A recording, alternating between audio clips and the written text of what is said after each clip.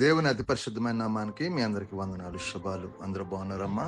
దేవాదేవుడు మరొక నూతన దినం దయచేసిన దేవాదేవునికి వందనాలు చెల్లించుకుంటూ ఈ దినపు వాగ్దానం ధ్యానించుకుని ప్రార్థన చేసుకుని మన పనులు ప్రారంభించుకుందాం. ఈ దినపు వాగ్దానం, ఆయన వాక్యం ఎవడు గైగొన్నో వానిలో దేవుని ప్రేమ నిజముగా పరిపూర్ణమాయను. 1 యోహాను 2:5 ఈ వాక్యం రాయబడింది. ఆయన వాక్యం ఎవడు గైగొన్నో వానిలో దేవుని ప్రేమ నిజముగా పరిపూర్ణమైను. ఆయన మాట ఎవడు గైగొంటాడో వానిలో దేవుని ప్రేమ నిజముగా పరిపూర్ణం. ఆయన వాక్యానికి లోబడాలి, ఆయన మాటకి కట్టుబడాలి, సంఘంలో కట్టుబడాలి. దైవజన మాట కట్టుబడి ఉంటే వాడు నిజముగా పరిపూర్ణుడు. నిజముగా అంటున్నాడు ప్రభు. నిజంగా ఆయన వాక్యం గైగొంటున్నావా? ఆయన వాక్యాన్ని లోబడుతున్నావా? ఆయన చిత్తం నెరవేరుస్తున్నావా అని ప్రభు ఇదే నన్ను అడుగుతున్నాడు. కాబట్టి మనం ఆయన వాక్యం గైగొని ఆయన ప్రేమ నిజంగా పరిపూర్ణమయ్యే కృప దేవుడు మనకు దయచేయను గాక. అందుకే 4వ వచనం, ఆయనను ఎరిగి ఉన్నామని చెప్పుకొనుచు ఆయన ఆజ్ఞను గైగొన్నవాడు అబద్ధికుడు, వానిలో సత్యం లేదు. ఆయన ఎరిగి ఉన్నామని, అయ్యా మాకు అన్నీ తెలుసయ్యా అంటున్నాం. ఆయన ఆజ్ఞ గైగొన్నవాడు అబద్ధికుడు, ఆజ్ఞ గైగొన్నవాడు అబద్ధికుడు, మాటకు లోబడినాడు అబద్ధికుడు. కాబట్టి ఇది మనం ఉంచిన ప్రతి మాట కూడా దేవుని మాటగా స్వీకరించాలి. మన యజమానుల మాటకు లోబడతాం, కానీ దేవుడు మనకు లోబడలేకపోతున్నాం. మరి అనేక విధంగా మనం అనేక మాటల్లో లోబడతాం, కానీ దేవుని ఆజ్ఞ కైగొని లోబడం. కాబట్టి లోబడే మనసు మనం కైగుంటే దేవుడు అంటాడో ఆయన ఎరిగి ఉన్నామని చెప్పుకోవచ్చు. దేవుడు మాకు తెలుసండి, మేము మందిరానికి వెళ్తున్నామండి, మేము అన్నీ చేస్తున్నామని చెప్పుకుంటున్నాం, కానీ ఆజ్ఞ గైగొన్నవాడు అబద్ధికుడు, మాటకి లోబడతలేదు. మందిరానికి వెళ్తున్నాం, వాక్యం వింటున్నాం, తిరిగి మళ్ళీ బయటకు వచ్చి మళ్ళీ మనం యథావిధిగా మన పనులు చేసుకున్నాం. అందుకే వాడు అబద్ధికుడు, వాళ్ళు ఏ సత్యం లేదు, వాడు నిజం కాదు, అబద్ధికుడు అంటున్నాడు ప్రభు. మరి ఆయన నోటితో ఆయన మన అబద్ధికులు. కాబట్టి ఆయన ఆజ్ఞ గైగొనే బిడ్డలుగా ఉందాం, ఆయన మాటకు లోబడే బిడ్డలుగా ఉందాం, ఆయన ఎరిగి ఉన్న బిడ్డలుగా ఉందాం. అప్పుడు ఆయన ప్రేమ నిజంగా పరిపూర్ణమవుతుంది మనలో.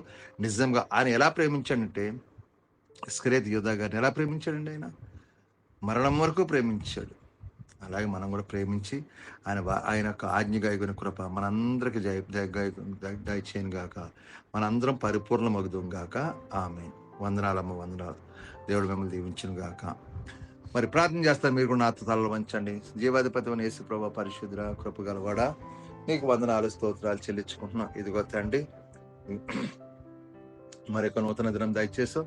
ఈ దినమంతా నీ రెక్కల చాటును భద్రపరచండి, కాచి కాపాడండి, దీవించండి, ఆశ్రయించండి, నీ కృప చూపించండి. ఎవరికి లేనిది అనేది కృప మాకు ఇచ్చే ప్రభు. మాకు ఇచ్చిన ఆలోచన తలాంత వృద్ధి చేసుకుని కృప దయచేయి అయ్యా. ప్రార్థించి అభిషేకం దయచేయి, నీ ఆజ్ఞ గైగుని కృప దయచే ప్రభా. నీ మాటకు లోబడే కృప దయచేయమని అడుగుతున్నాను తండ్రి. నీకు వందనాలు. మా పని భారం ఒత్తిళ్ళు తీసేయండి ప్రభా. యజమానుల ద్వారా, తోటి పనివారి ద్వారా ఏ కిడి జరగకుండా అందరితో సమాధానం, శాంతిని దయచేయండి ప్రభా. మీకు వందనాలు, స్తోత్రాలు. ఇగో యజమానులు నెలలా జీతాలు ఇచ్చే కృప దయచేయి. ఇచ్చిన జీతం వ్యర్థంగా పోకుండా మా కష్టార్జితం మీరు తిరిగిలాగా సహాయం చేయండి, కృప చూపించండి. ఎవరైనా బలహీనంగా బిడ్డలు ఉంటే ముట్టండి, స్వస్థపరచండి ప్రభా. నేను స్వస్థపరిచి యెహోవా నేనే అంటున్నా ప్రభు, స్వస్థపరచండి. ఎవరైనా తండ్రి నాయన అప్పులు బంధకాలకు విడుదల దాచండి. తాగుడు పేకటైన వ్యసనాలంటే దూరమైపోవాలి ప్రభా. నీకు వందనాలు, స్తోత్రాలు. కుటుంబ సమస్యల నుంచి విడుదల దాచండి, కుటుంబాలు కట్టండి ప్రభా. నీకు వందనాలు. బలహీనంగా ఉన్నట్టండి, స్వస్థపరచండి. ఎవరైతే ఏదైనా బలహీనంగా ఉన్నారో తండ్రి, లేవని స్థితిలో ఉన్నారో, షుగరు, బీపీ, గ్యాస్ నొప్పులు, మోకాలు నడుము బాధపడుతున్నారు, ఆ బిడ్డలకు విడుదల దాయిచ్యమని అడుగుతుంది తండ్రి. నీకు వందనాలు అయ్యా. నీకు స్తోత్రాలు చెల్లించుకుని నూతన గృహాల కోసం ఎదురు బిడ్డల విషయంలో కారించండి. నూతన గృహాలు కట్టుకునే కృప దయచేయి ప్రభా. నీకు ఈ దినం ప్రయాణం వెళ్తున్న బిడ్డలకు క్షేమకరం ప్రయాణం జరిగించమని అడుగుతున్నాను తండ్రి. గమ్యం చెరువును పెంచివేయండి. ఏదైనా పుట్టినరోజు, పెళ్లి రోజు జరుపుకునే బిడ్డలు జ్ఞాపకం చేసుకుని, ఇలాంటి పుట్టినరోజులు, పెళ్లి రోజు ఎన్నో జరుపుకునే గొప్ప 10 బిడ్డకి దయచేసి మనం అడుగుతున్నాను తండ్రి. నీకు వందనాలు అయ్యా. యుద్ధ వాతావరణం ఆపండి ప్రభా. ఇశ్రాయేలు అయ్యా తండ్రి, ఇరాన్ దేశం యుద్ధ వాతావరణం ఆపమని అడుగుతున్నాను తండ్రి. అయ్యా సమాధానం పరచండి, కరువులను తొలగించండి, భూకంపాలు ఆపండి ప్రభా. అయ్యా నీకు స్తోత్రాలు చెల్లించుకుంటూ మీ కృప చూపించమని ప్రతి బిడ్డ చుట్టూ కంచి వేసి ఈ దినం మా అనుదిన ఆహారం మాకు దయచేసి మా చుట్టూ మీ కంచి వేసి కాపుదలు దయచమని నజరేయుడైన యేసు పరిశుద్ధం అడిగి వేడుకుంటున్నాం తండ్రి. ఆమేన్. వందనాలమ్మ, వందనాలు. ప్రభు మిమ్మల్ని మీ కుటుంబాలు బహుగా దీవించి ఆశ్రయించును గాక. ఆమేన్. వందనాలు.